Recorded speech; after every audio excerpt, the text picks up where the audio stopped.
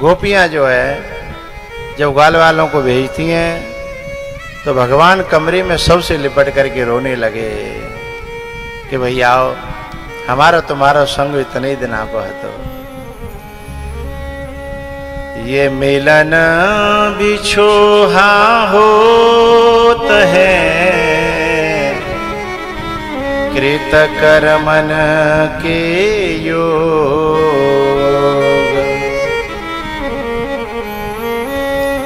योगी पूर्व जन्म की गति नहीं जाने को।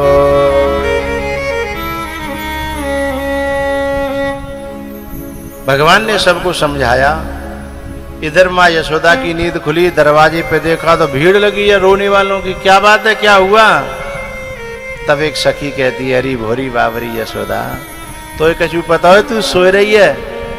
बोले का है गो? बोले श्याम सकारे जाएंगे, नैन मरेंगे रोए, विधना ऐसो कीजियो, इजासो भोर न हो। मेरे लाला को सुबह जाएगा लाला मेरा? कहाँ जाएगा? कौन लेने आया? बोले अक्रूर। मैया रोती रोती यशोदा अपने लाला के कमरे में गई। भगवान ने उठ करके मैया के चरणों में माथा टेका, आंसुओं से चरण धो डाले। मैया ने आंखों में आंसू देखे। मैया ने समझ गई कि लाला मैं जो बाहर सुन के आई हूं क्या वो सही है? बोले हाँ मैया। कर मन सो मिलिवो भयो, और करमई तो बिछुड़ा। जिसका मैया जितने दिन का संग लिखा है, हानि लाभ जीवन मरण जस अपजस, ये सब जो है विधि के हाथ में है। माँ मेरो और तेरो इतनी दिना को संयोग लिखे हो, अब मुझे कर्तव्य के मार्ग पे जाना है। अरे मैया तू तो जानती है सदा कोई किसी के साथ नहीं रहा। एक दिन भैया भैया बिछड़ जाते हैं, बाप बेटा बिछड़ जाते हैं, बहन भैया बिछड़ जाते हैं। अब जब विक्रमपुर में पैदा भय होंगे बहुत से जन, कितने बालक यहाँ खेले होंगे, पढ़े होंगे। कोई बम्बई पहुंच गया, कोई दिल्ली पहुंच गया, कोई कलकत्ता पहुंच गया, कोई कहूँ पहुंच गया है। वो तो संतन की कृपा के अब जा कथा में भी जन कितने सालन बाद मिले होंगे हैं। और भैया तू कैसा, तू कैसा है? संत मिलाने का काम करता है, जोड़ने का काम करता है, और दुष्ट तोड़ने का काम करते हैं, दूर करने का काम करते हैं। तो कौन किसके साथ सदा रहा है? अरे मैया एक दिन तो सबको बिछड़ना पड़ता है, जगत में बिछड़ना पड़ता है, और कभी कभी जगत से जाना होता है तब भी बिछड़ना पड़ता है। मैया तो एकदम आश्चर्यचकित हतप्रभ हो गई हैं। बोले तैने तो ऐसे ज्ञान की बात कबू नहीं करी, तू ने कसो सो मेरो लाला इतने ज्ञान की बात। मैया को याद आ गया कि पंडित जी ने कुंडली बनाई थी तब कहा था कि तेरा बेटा राजा बनेगा, पर जब राजा बनेगा तो ये छोड़ जागो और तू इसे खो बैठेगी। मैया को याद आ गई कि है सकता है कि पंडित जी के वे दिना उन बताए हुए दिना नजदीक आ गए। मैया यशोदा रो पड़ी और बोली लाला ऐसे ऐसे पंडित जी ने कुंडली देखी तू राजा बनेगो, लेकिन वन यूं कही उन्होंने कि तू छूट जाएगी। मेरी भगवान से प्रार्थना है कि तू खूब बड़ा राजा बने। मैं तो तेरी माँ हूं ना। माँ अपने बेटे को दूर करना नहीं चाहती है, लेकिन जब देखती है कि इसका भविष्य है तो भेज देती है, पर उसका मन नहीं लगता है। ये माँ बाप जो गांव में रहते हैं ना, बेटे से दूर, बच्चों से दूर, केवल उनके भविष्य की खातिर रहते हैं, बाकी मन उनके बिना लगता नहीं है। त्योहार पे उन्हीं की याद आवे, कोई बात हो तो उन्हीं की याद आवे, कुछ बनाती हैं तो उन्हीं की याद आवे हैं कि मेरे बाप बड़े चौरा है, खीर बहुत पसंद थी, आज मैंने खीर बनाई है, वो तो आज बहुत खुश होता। आज मैंने बेसन बनाया, कड़ी बनाई है, आज वो होता तो आज बहुत खुश होता। हर बात बात पे इनको अपनी संतान की याद आती है, लेकिन रहना पड़ता है क्योंकि उनका भविष्य अच्छा हो जाए, इसलिए मां त्याग करती है। बाकी मां की कोई कहे कि ममता वो खुश रह जाएगी उसके बिना, ये संभव नहीं है।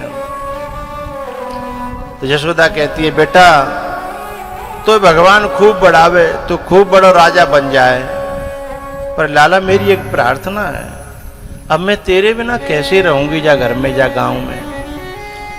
मैं सुबह जग करके तेरा मुंह देखती हूं, पूरे दिन तेरे संग खेलती हूं, तू बुढ़ापे में तो मोह मिले हो, अब मैं बुढ़ापे को सहारा छीन के जा रहा है, तू बता मैं किसके सहारे जीऊंगी।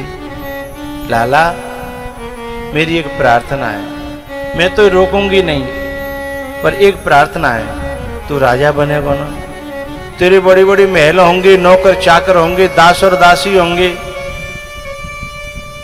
तो बिन में कब कोने में कोई जगह खाली हो तो अपनी नौकरी पे जा मैया को और बाबा को राख लियो।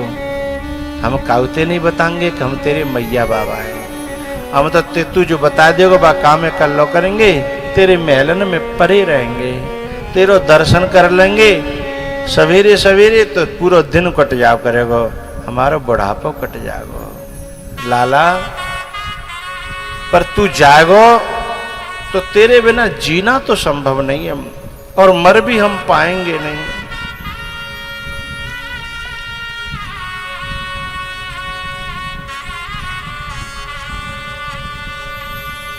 तू जो सेवा बतावेगो, नीच टहल ग्रह के सब करे हूं, पद पंकज बिलो के भव तरे हूं। जो सेवा बतावेगो हम चुपचाप करते रहेंगे। कब दासी की जगह मोह रख दियो, कहीं गाय की सेवा हो तो पे नंद बाबा रख दियो, तेरी सेवा करते रहेंगे। लाला ने अपनी मैया को गले से लगा लिया, कहा मां तू मेरी मां है, मैं जैसो भी हूं ना भलो बुरो मैं तेरो बेटा हूं, चाहे राजा बन जाऊं चाहे महाराजा, पर मैं तेरा ये प्यार ये स्नेह कभी नहीं भूलूंगा। मैया ऐसी बात क्यों करती है, मैं तेरो ही लाला हूं, तेरो लाला रहूंगा, तेरे ही नाम से मैं पूरी दुनिया में पूजूंगा कि यशोदा को लाला, यशोदा को लाला। मैया ने कहा मुझे नाम की जरूरत ना, मुझे तो अपने लाला की आवश्यकता है, मुझे अपने लाला की जरूरत है, मुझे नाम की नहीं, नाम ते मुझे कहा करना।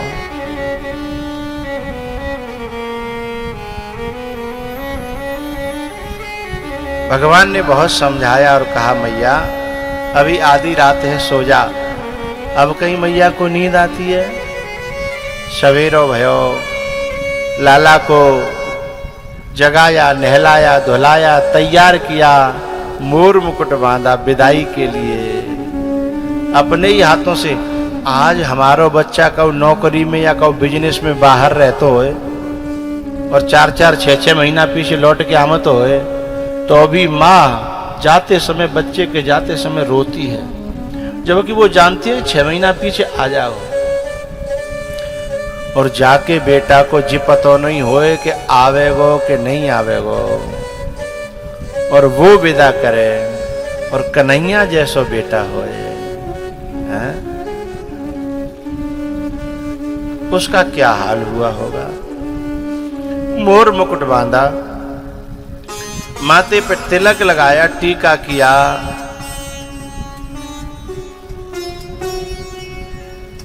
और जब माखन खिलाने लगी और दही खिलाने लगी ना, क्योंकि माताएं जब जाते समय अपने बच्चों के लिए दही खिलाती हैं, शगुन होता है, तो माँ जो हल्की लेकर के रो पड़ी। भगवान तो खुश राखे,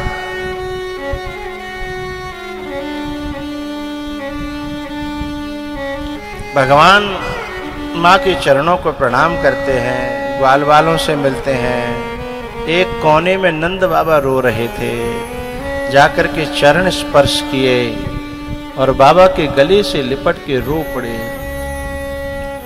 माँ तो फिर भी रो रो करके अपने मन की बात कह देती है, लेकिन हमारे भारत में जो बाप होता है ना, वो अपना दर्द कह नहीं पाता, वो इधर उधर रोता रहता है। कभी आप बाप को देखना, बेटी की विदाई हो रही हो तो बेटी की विदाई से इधर उधर भागता फिरेगा, बोले मैं नहीं आ रहा, मैं नहीं आ रहा, क्योंकि उससे वो बता नहीं पाता, कह नहीं पाता, दिखा नहीं पाता। लेकिन जब बेटी विदा हो जाती है ना, तो वही बाप तुम्हें किसी कोने में अकेला रोता हुआ मिलेगा। उससे जाकर के कहो वो टेंट वाला आया है, तो वो रो करके कहता है 2-4 दिन बाद बात करना, अभी मेरे कलेजे का टुकड़ा चला गया है, अभी मैं होश में नहीं हूं, अभी मेरी हालत इस लायक नहीं है। नंद बाबा रो रहे थे, भगवान ने समझाया, बाबा मैं तुम्हारो लाला हूं, तुम्हारो ही रहूंगा।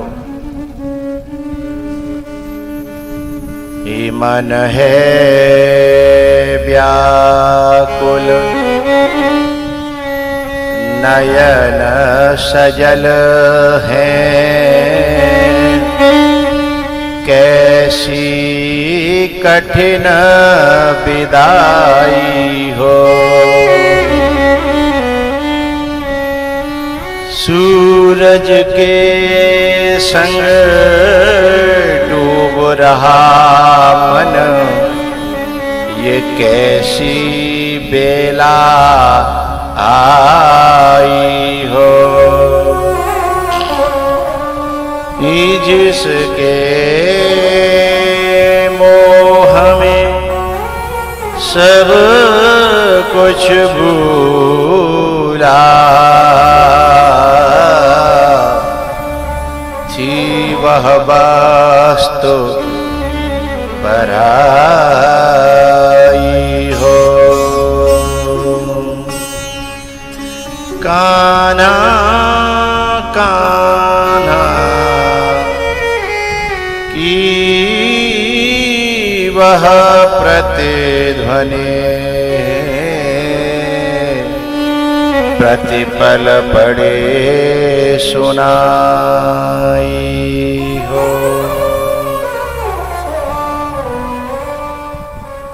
नंद बाबा रो पड़े हैं, जैसे तैसे शांत किया है। रथ में भगवान बैठे, थोड़े से आगे बढ़े, गोपियां नीचे लेटी थीं, उनको समझाया। इधर यशोदा बेहोश हो गई। भगवान ने फिर लौट करके माँ यशोदा को उठाया, कहा माँ माँ मैं अभी यहीं हूं, देख कहीं नहीं गया। जब यशोदा को होश आया ना, तो दोनों किनारों से आंखों के पलकों से आंसू के टप टप बूंदें गिरने लगी और हाथ जोड़ लेती है कि बेटा ये मत समझना कि मैं तुझे रोकने की कोशिश कर रही हूं ना, मैं तो मां हूं और ये चाहती हूं कि तू जहां भी रहे, बस भगवान तो खुश रखे, मैं रोकूंगी नहीं, तू जा। पर मेरी एक पीड़ा है, मेरी एक परेशानी, वह दूर करके जा। हाँ, एक दिन मैंने तू उखल से बांधे हो, पूरे दिन भूखो प्यासो बंधे हो रहे हो, और जब तू पूरे दिन भूखो प्यासो बंधे रहे, तेरे ऊपर पेड़ गिर गए, जैसे तैसे तू बचो। वादना की जब याद आती है तो मेरा कलेजा फटता है। मैं करूं तो करूं क्या, मैं उस दिन की याद जब करती हूं तो मुझे बहुत पीड़ा होती है। इसलिए मेरी प्रार्थना ये है कि तू मुझे न्यों कह जा कि मैंने तू क्षमा कर दे। ये माँ का कलेजा होता है ना। बोले जब जब वो याद ये माँ है ना, बेटे को पीटना नहीं चाहती, लेकिन जब कभी पीटना पड़ जाए ना तो बेटा तो थोड़ी देर बाद बच्चा तो खेलने लगता है, लेकिन ये पूरे दिन रोती है कि आज मैंने बहुत मारे हो, आज मैंने बहुत पीटे हो, पूरे दिन रोती है। बोले लाला बादना की जब याद आती है तो मेरा कलेजा फटता है, मैं बहुत दुखी होती हूँ, तू यूं कह जा मैया मैंने क्षमा कर दी। भगवान बोले मैया तेरे बांधवे में जो सुख मुझे मिलो ऐसा सुख तो मुझे बैकुंठों में नहीं मिलो। तू बार बार मुझे बांधे और बार बार मैं तेरे आंगन में आऊं, मुझे बहुत सुकून मिला। ऐसा कभी मत सोचना कि तेरे बांधने से मुझे दुख हुआ। अरे माँ तेरे प्यार में जो सुकून है वो सुकून कहीं नहीं है। कितना निर्मल और पावन है माँ बेटे का नाता, 9 मास गर्भ में धरती उस माँ को शीश झुकाता। ही बेटा कोई माँ से रूठे,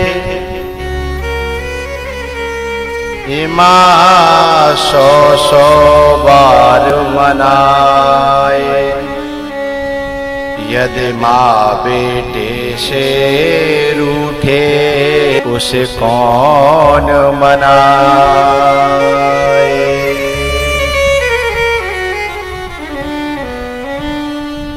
माँ एक ऐसा देवता है इस धरती पर, मंदिरों में जाती है तो अपने लिए कुछ नहीं, मेरा बेटा पड़ जाए, मेरा बेटा ठीक रहे, मेरे बेटा को ब्याह हो जाए, मेरे बेटा को ऐसे है जाए। और ऐसी माँ के ऐसे देवता को भी जब जवानी में और उस बड़े बूढ़े देवता को जब लोग ये कहते हैं ना कि तुमने हमारे लिए क्या किया, मुझे उनकी जीभ काटने का मन होता है।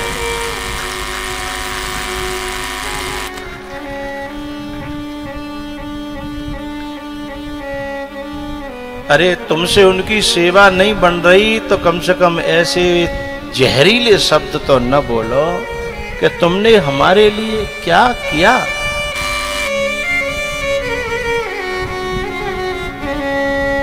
पता है बाप ने उन दिनों पालन पोषण किया था जब हिंदुस्तान में बड़ी गरीबी थी,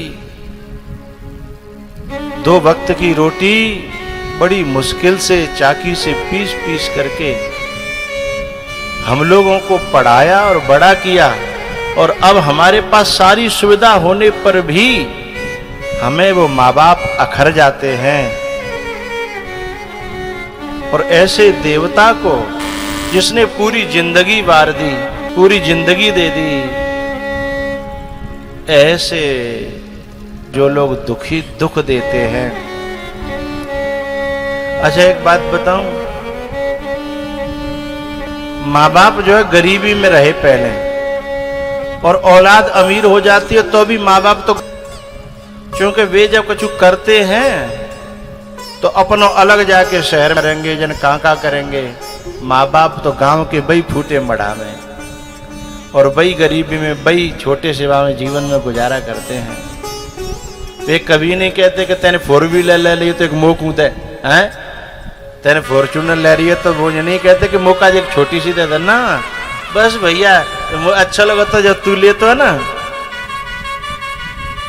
लेकिन दुख तब होता है कि वो अभी भी गरीबी में 2-4 किलो घी बना करके और उसकी फॉर्चूनर में रखती है, और वो नालायक उसके हाथ पर 2-4 हजार रुपए भी धर के नहीं जाता। दुख तो तब होता है। टोकने वाले टोकते हैं तो झूठ बोल देती है, वो पूछने वाले पूछते हैं तो कछु देगो है क्या देगो, क्या कहती है पता है? बाबे खुले नहीं होंगे, बाबे होंगे नहीं जा समय। अब जो मोबाइल फोबाइल में रखता है तो वैसे हतन आए बाबे, छुपाती है। लेकिन वो कपूत फिर भी समझता नहीं है कि तेरे लिए उसने क्या किया और तू उसके साथ क्या कर रहा है। इसको कहते हैं कृतज्ञता का दोष। उस औलाद को एक दोष लगता है जो जिंदगी में कभी सुखी नहीं रह सकता। उसकी औलाद उससे भी ज्यादा भयंकर करेगी जो वो अपने माँ बाप के साथ कर रहा है।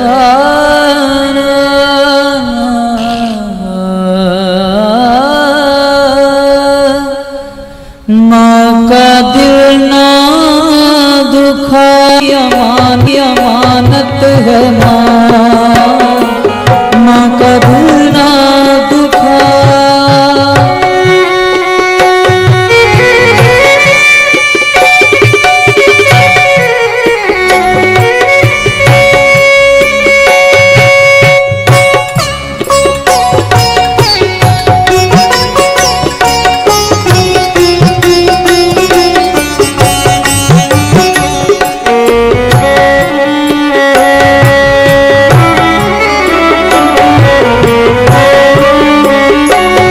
तुझको पाला है जिसने बड़े प्यार से,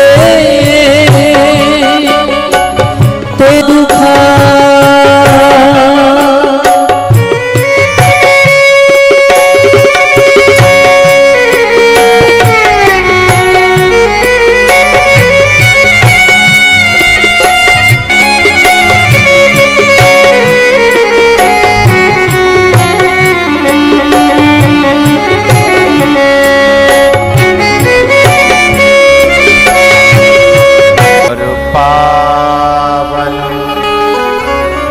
बेटे का नाता